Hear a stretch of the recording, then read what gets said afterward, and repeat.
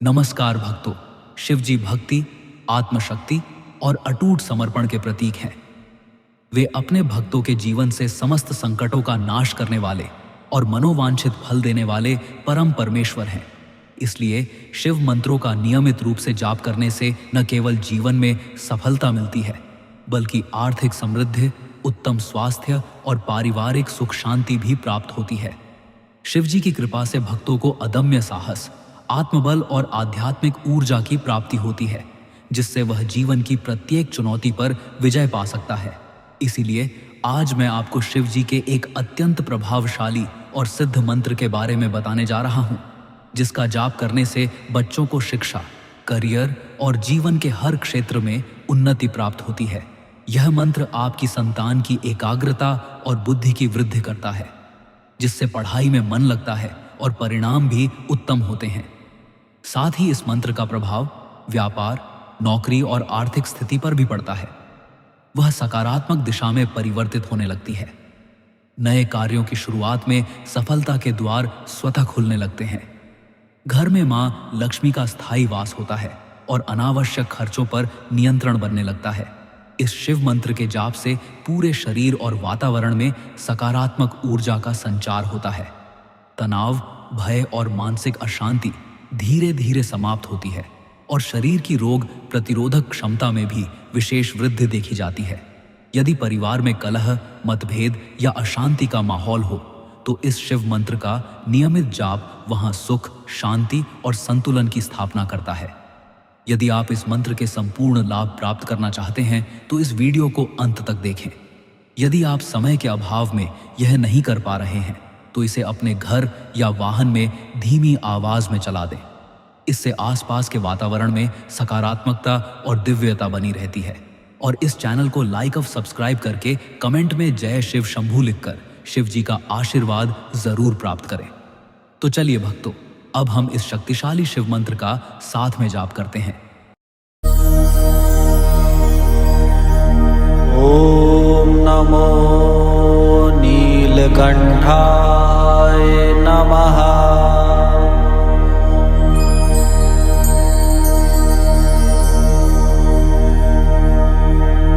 ओम नमो नीलकंठाय नमः।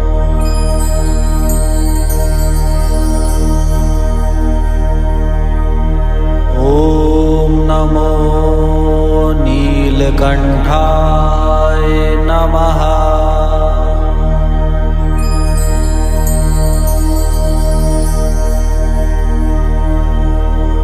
ॐ नमो नीलकण्ठाय नमः।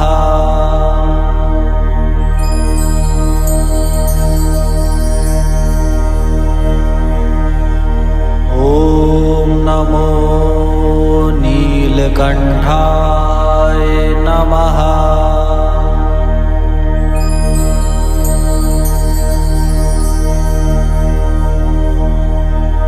ॐ नमो नीलकण्ठाय नमः।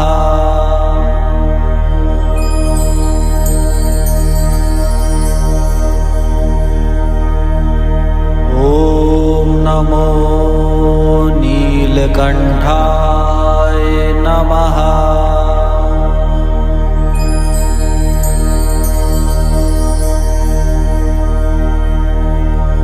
ॐ नमो नीलकण्ठाय नमः।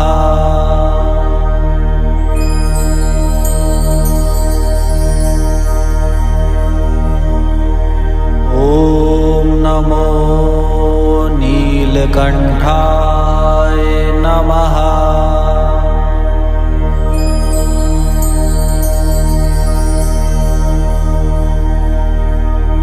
ॐ नमो नीलकण्ठाय नमः।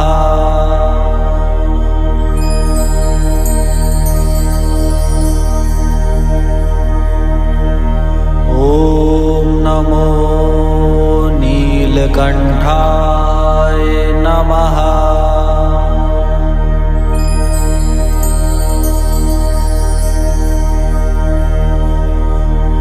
ॐ नमो नीलकण्ठाय नमः।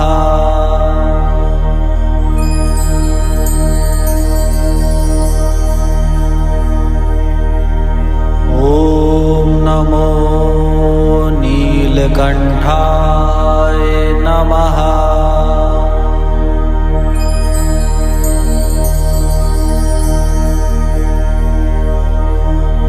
ॐ नमो नीलकण्ठाय नमः।